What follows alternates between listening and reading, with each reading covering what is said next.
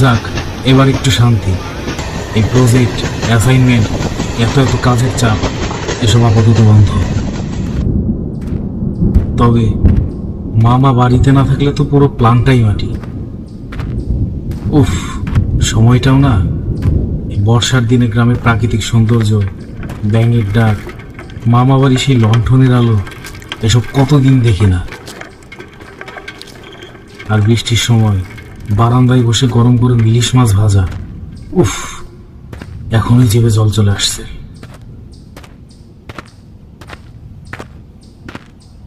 আরে ভাগ্নে, তুমি আবার এদিকে কি মনে করে? পথ ভুল হয়েছে নিশ্চয়ই। কি যে বলো মামা, তুমিও না। আচ্ছা ঠিক আছে ঠিক আছে, চল ঘরে যাবি চল।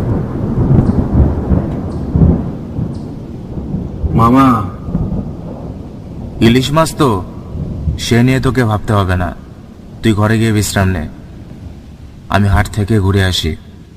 শোন, তোর মামি বাড়িতে নেই, একা আবার ভয় পাস না জানো।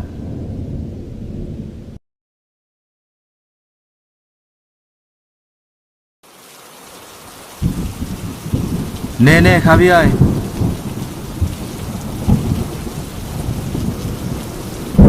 যে বৃষ্টি পড়ছে আর তুইও আসিস, এই বৃষ্টির দিনে কেউ বেড়াতে আসে? চারিদিকে কাদা জল ভর্তি। আরে এই জন্যই তো এই সময় এসছি, সেই ছেলেবেলার দিনগুলো আবার ফিরে পেতে চাই। নে খেয়ে নে, তুই দেখতে বড় হলেও সে ছোটই রয়ে গেলি।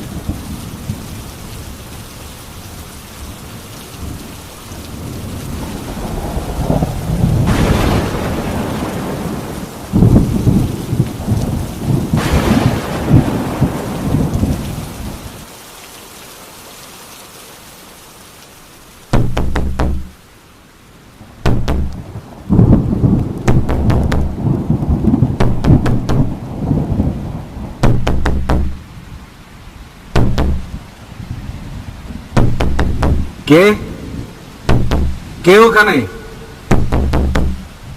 কে আসলো এখন, তাও আবার এই বৃষ্টির রাতে? মামি নয় তো?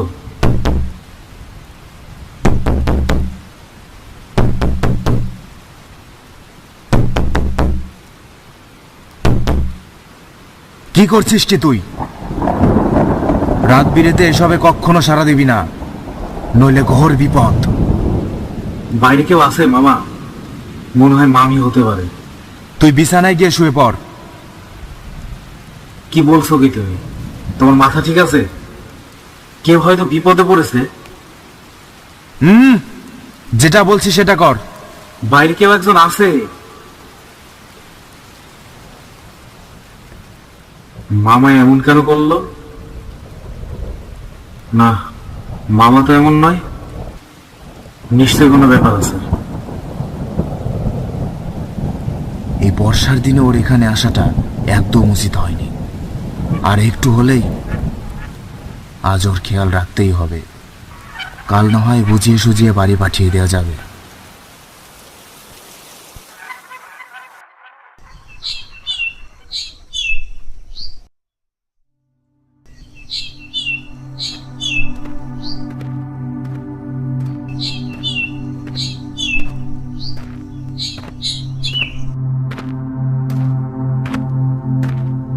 ওখানে আবার কি হলো?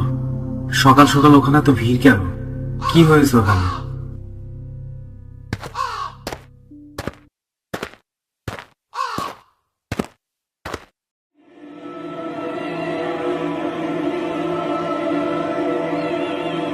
ইস, কি অবস্থা ওনার! এই অবস্থা করলোটা কি? কোনো হিংস্র পশু নয় তো? সবাইকে এত করে সতর্ক করেও কাজ হলো না, কেন যে দরজাটা খুলতে গেল। কি বলছে কি ওরা? দরজা খোলা মানে?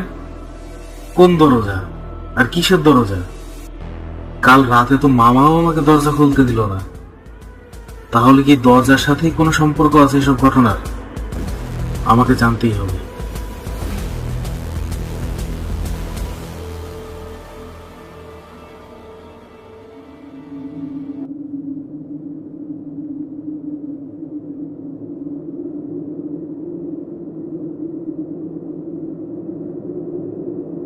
মামা বলো, কেন কাল রাতে দরজা খুলতে দিলে না? কে এসেছিল কাল? ওই মহিলাও দরজা খুলেই মারা গেল। কি আছে এই ঘটনার পেছনে? অত জেনে তোর কাজ নেই। অনেকদিন বাদে এসছিস, ঘুরবি ফিরবি, আনন্দ করবি, এসব তোকে ভাবতে হবে না। না মামা, আমাকে জানতেই হবে। বলো কি রহস্য লুকিয়ে আছে এসব ঘটনার? হয়তো কিছু বুঝতে পেরেছে ও। খুব বেশি দিন নয়, 4 বছর আগের ঘটনা। আমাদের এই গ্রামের শেষ প্রান্তে যে বাড়িটা ছিল, তুই হয়তো দেখেছিস ওই বাড়িটা। সেই বাড়িতে এক বদমেজাজি মহিলা ছিল। প্রতিদিন কারো না কারো সাথে ঝগড়া লেগেই থাকতো। শুধু ঘরের লোক নয়, এ গায়ের ছোট বড় সবার সঙ্গেই সে খুব খারাপ আচরণ করত। অনেকবার গ্রামের মোড়লের সামনে বিচার হয়েছে, তাও সে ঠিক হয়নি। শেষে গ্রামবাসীরা এক প্রকার বাধ্য হয়ে ওই পরিবারকে একঘরে করে দেয়।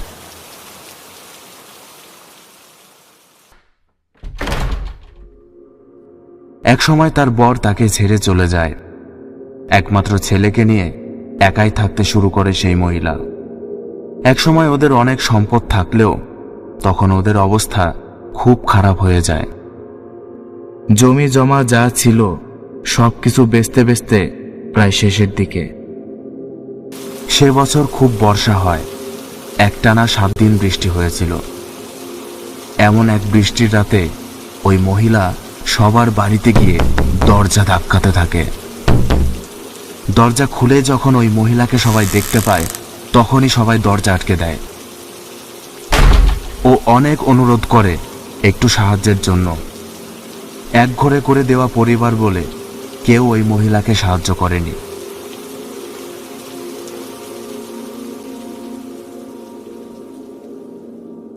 ওই মহিলা এই বৃষ্টির দিনে কেন সবার দ্বারে দ্বারে ঘুরেছিল জানিস? ওর একমাত্র ছেলে অনেক দিন ধরে অসুস্থ ছিল। গ্রামের বদ্যি কবিরাজ তার চিকিৎসা করতে অস্বীকৃতি জানায়। এদিকে ওর ছেলের অবস্থা দিন দিন খারাপ হতে থাকে।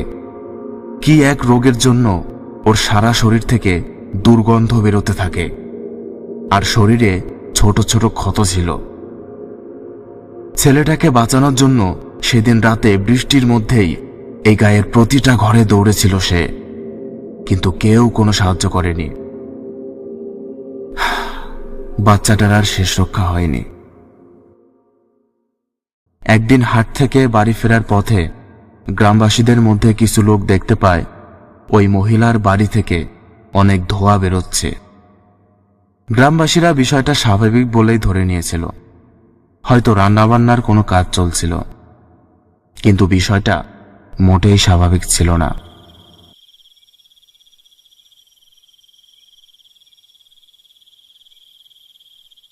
দু তিন দিন বাদেই ওই বাড়ির চারপাশে বীভৎস পচা গন্ধ বেরোনো শুরু করে। গ্রামবাসীরা ওখানে গিয়ে দেখতে পায় সেই মহিলার পোড়া পচা দেহ পড়ে রয়েছে। হয়তো সে আত্মহত্যা করেছিল।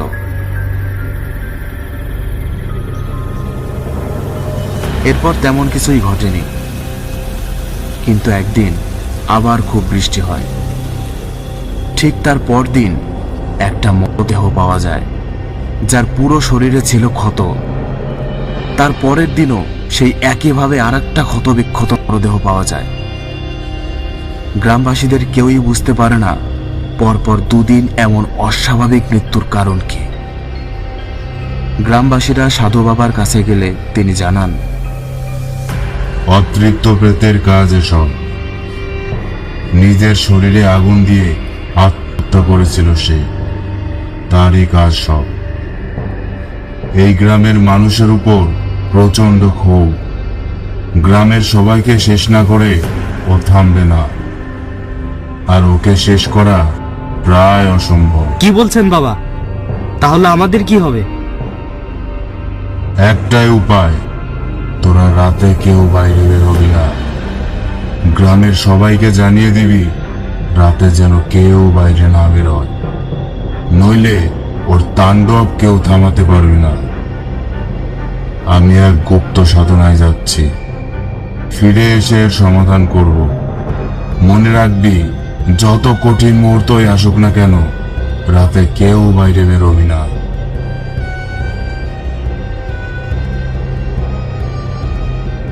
গ্রামবাসীদেরকে সাধু বাবার নির্দেশে সতর্ক করার পর সে বছর আর কোনো সমস্যা হয়নি। কিন্তু ঘটনাটা ওখানেই শেষ ছিল না। বছর ঘুরতে না ঘুরতেই আবার সেই মর্মান্তিক ঘটনা। একটার পর একটা লাশ এদিক ওদিক পড়ে থাকতে দেখা যেত। কিছুদিন পর আবার সবকিছু স্বাভাবিক হয়ে উঠেছিল। পরের বছর আবার সেই ঘটনা ঘটল। সে বছরও অনেক মানুষ মারা গেল। এক পর্যায়ে গ্রামবাসীরা বুঝতে পারে শুধুমাত্র বর্ষাকাল আসলেই এমন ঘটনা ঘটে। তারপর থেকে বর্ষাকাল আসলেই সন্ধ্যার পর কেউ ঘরের বাইরে যায় না। এবছরও বর্ষাকাল আসতেই ও আবার ফিরে এসছে। তুই অনেকদিন বাদে মামাবাড়িতে বেড়াতে এসছিস। আমি তোকে চলে যেতে বলবো না, সবই শুনলি। এখানে যতদিন আছিস সাবধানে থাকবি। সত্যি কি ভূত বলে কিছু আছে? মামা যা বললো তা কি সত্যি, নাকি সবার ভুল ধারণা?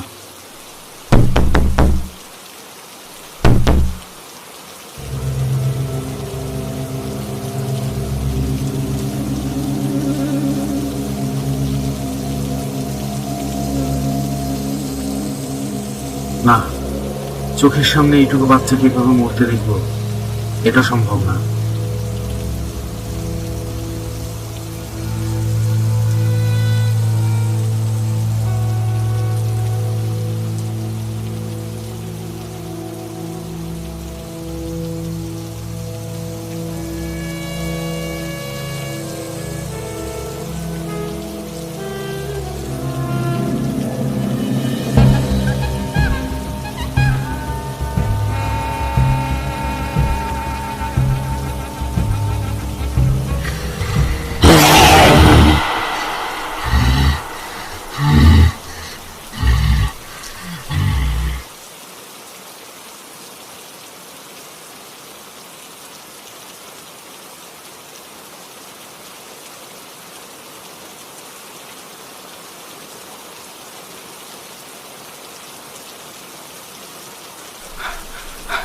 তুই ঠিক আছিস?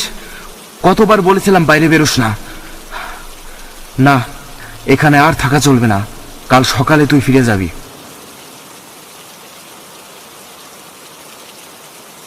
গ্রামের সবাইকে খবর দে, আজ এক্ষুনি আমি যজ্ঞে বসবো।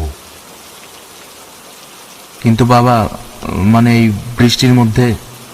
এক্ষুনি সবাইকে খবর দে। হ্যাঁ বাবা, আমি এক্ষুনি সবাইকে ডাকছি।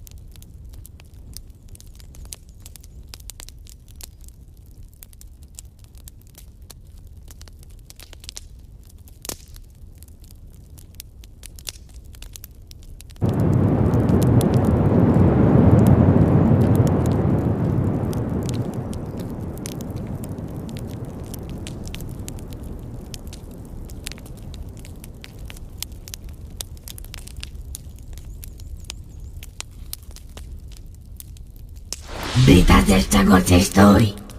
আমি মুক্তি চাই না, গ্রামের একটাকেও ছাড়বো না আমি। এখানে যারা আছে ওই সবগুলোকে আগে মারবো, সব করে শেষ করে, সব করে শেষ করে।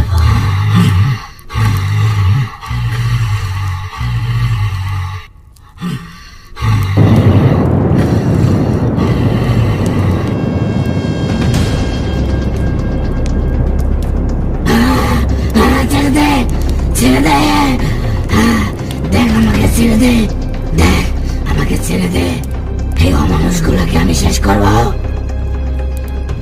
যা হয়েছে তোর পাপেই হয়েছে। আমি পাপী, অন্যায় আমি করেছি, কিন্তু আমার ছেলে তো কিছু করেনি। ওর কি দোষ ছিল? ও কেন কষ্ট পেল? যন্ত্রণায় দুঃখে দুঃখে মরল। ও কেন মরল? সেদিন ওরা যদি আমার অন্যায়ের শাস্তি আমার ছেলেকে না দিত, আমি কিছু করতাম না।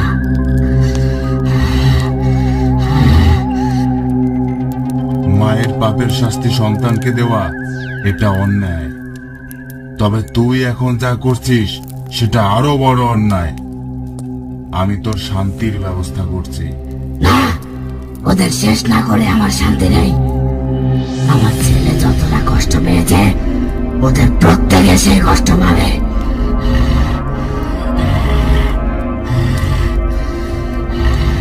ওদের শাস্তি ভগবান দেবে। তুই যাই বলিস না কেন, আমি যাব না। শুধুমাত্র ওদের শাস্তি দেওয়ার জন্যই আমি আত্মহত্যা করেছি। আমি এদের শেষ করবই।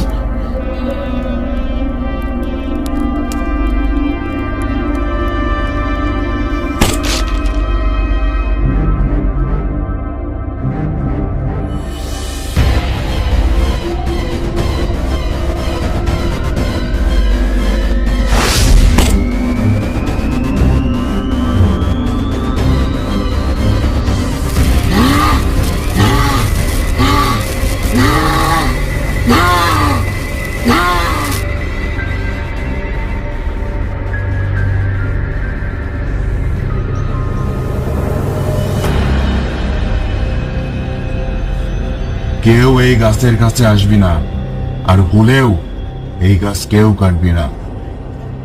ওকে সহজে মুক্তি দেওয়া সম্ভব নয়। ওকে এখানেই বন্দি করে রাখলাম। এই গাছে বন্দি থেকেই ওর শক্তি কমতে থাকবে। এক পর্যায়ে গাছের সাথে সাথে ওই প্রেতেরও বিনাশ ঘটবে। তবে তোরা যে অন্যায় করেছিস এটা আর কারো সাথে করবি না। কেউ বিপদে পড়লে তাকে সাহায্য না করা অন্যায়, সে যেই হোক না কেন। জয় মা।